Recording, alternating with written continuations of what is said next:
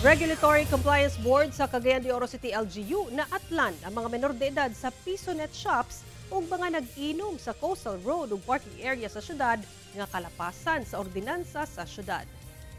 Nasakpan sa mga personay sa Regulatory Compliance Board kun RCB sa Cagayan de Oro City LGU ang pipila ka mga menor de edad nga anaa nag-istambay ug nagadula sa usa ka PisoNet shop sa Barangay Lapasan.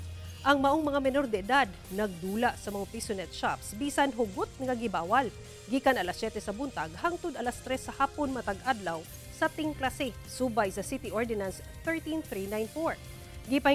Gipahimangnuan usa ang tag-iya sa mong patigayon o gipapauli ang mga bata.